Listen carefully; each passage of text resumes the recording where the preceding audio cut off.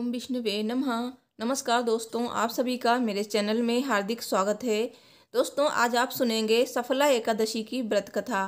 सफला एकादशी का व्रत पौष मास के कृष्ण पक्ष की एकादशी को रखा जाता है और इस दिन भगवान विष्णु के अच्युत स्वरूप की पूजा अर्चना की जाती है। ये साल की अंतिम एकादशी होगी और इस दिन आप अगर भगवान विष्णु की पूजा करते हैं, व्रत करते हैं और कथा का श्रवण करते हैं तो आपको सभी कामों में सफलता जरूर मिलेगी। तो अगर आप व्रत नहीं कर पाए हैं तो भी आप भगवान विष्णु माता लक्ष्मी की विधिवत पूजा अर्चना कीजिए। आपको अपने हर कार्य में सफलता मिलेगी और साथ ही मोक्ष की प्राप्ति होगी। तो आइए सुनते हैं सफला एकादशी की व्रत कथा। दोस्तों, अगर आप जानना चाहते हैं सफला एकादशी की पूजा विधि क्या रहेगी, पूजा का मुहूर्त क्या रहेगा और पारण का समय क्या रहेगा, तो ये वीडियो मेरे चैनल पर आ चुकी है। आपको ये वीडियो एंड स्क्रीन पे मिल जाएगी या फिर आपको आई बटन पे मिल जाएगी। सफला एकादशी 2022 का पारण कब और कैसे करें, पारण की फुल वीडियो आपको मेरे चैनल पे मिलेगी। तो चैनल को सब्सक्राइब कर लीजिए प्लीज़। मेरे चैनल को 10K सब्सक्राइबर तक जरूर पहुँचा दीजिए और वीडियो को लाइक कीजिए और कमेंट बॉक्स में जय श्री हरि विष्णु जी अवश्य लिखिए। तो चलिए सुनते हैं सफला एकादशी की व्रत कथा। सब बोलिए भगवान विष्णु जी की जय, माता लक्ष्मी की जय, एकादशी माता की जय। महाराज युधिष्ठिर ने पूछा, हे जनार्दन, पौष कृष्ण एकादशी का क्या नाम है? उस दिन कौन से देवता का पूजन किया जाता है और उसकी क्या विधि है? कृपा मुझे बताइए। भक्त वत्सल भगवान श्री कृष्ण कहने लगे कि धर्मराज, मैं तुम्हें स्नेह के कारण तुमसे कहता हूँ कि एकादशी व्रत के अतिरिक्त मैं अधिक से अधिक दक्षिणा पाने वाले यज्ञ से भी प्रसन्न नहीं होता हूँ। अतः इसे अत्यंत भक्ति और श्रद्धा से युक्त होकर करें। हे राजन, द्वादशी युक्त पौष कृष्ण एकादशी का महात्म्य तुम एकाग्रचित्त होकर सुनो। इस एकादशी का नाम सफला एकादशी है। इस एकादशी के देवता श्री नारायण हैं। विधि पूर्वक इस व्रत को करना चाहिए और जिस प्रकार नागों में शेषनाग, पक्षियों में गरुड़, सब ग्रहों में चंद्रमा, यज्ञों में अश्वमेघ और देवताओं में भगवान विष्णु श्रेष्ठ हैं, उसी तरह सब व्रतों में एकादशी का व्रत श्रेष्ठ है। जो मनुष्य सदैव एकादशी का व्रत करते हैं वे मुझे परम प्रिय हैं। अब इस व्रत की विधि कहता हूँ।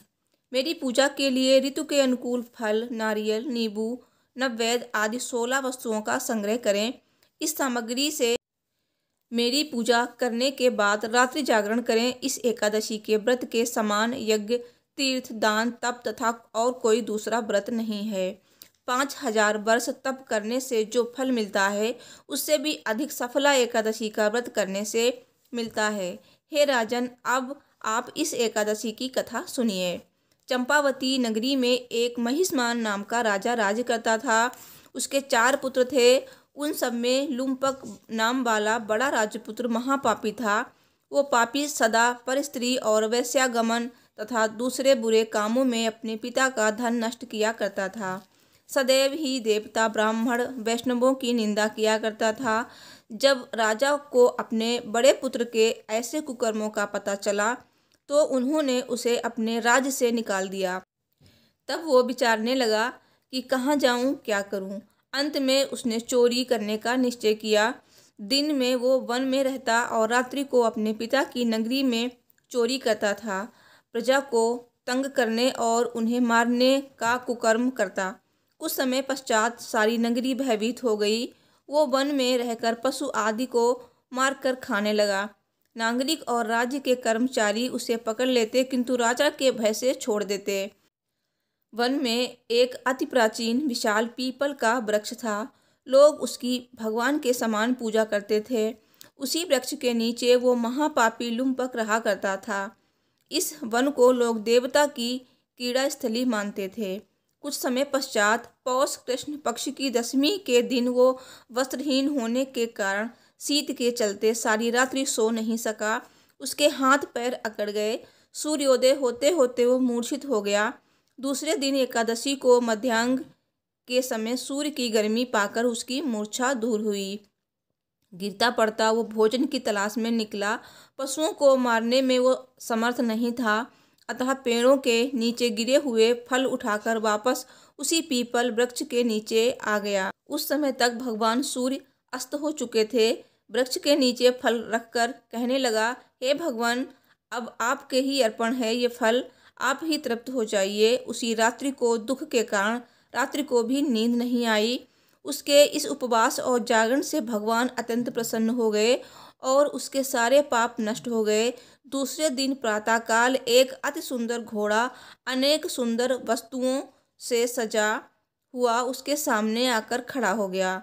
उसी समय आकाशवाणी हुई कि हे राजपुत्र, श्री नारायण की कृपा से तेरे सभी पाप नष्ट हो गए हैं। अब तू अपने पिता के पास जाकर राज्य प्राप्त कर।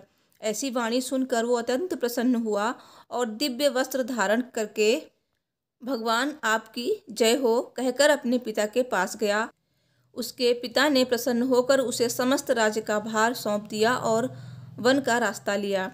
अब लुम्पक शास्त्रानुसार राज्य करने लगा। उसके स्त्री पुत्र आदि सारा कुटुंब भगवान नारायण का परम भक्त हो गया। वृद्ध होने पर वो भी अपने पुत्र को राज्य का भार सौंपकर वन में तपस्या करने चला गया और अंत समय में वैकुंठ को प्राप्त हुआ। अतः जो मनुष्य इस परम पवित्र सफला एकादशी का व्रत करता है उसे अंत में मुक्ति मिलती है और जीवन के हर कार्यों में सफलता मिलती है। और जो इस व्रत को नहीं करते हैं वे पूंछ और सींगों से रहित पशुओं के समान हैं। इस सफला एकादशी के महात्म्य को पढ़ने से अथवा श्रवण करने से मनुष्य को अश्वमेध यज्ञ का फल प्राप्त होता है। तो दोस्तों वीडियो को लाइक कीजिए और चैनल को सब्सक्राइब कीजिए और कमेंट बॉक्स में जय श्री हरि विष्णु जी अवश्य लिखिए। सब बोलिए भगवान विष्णु जी की जय।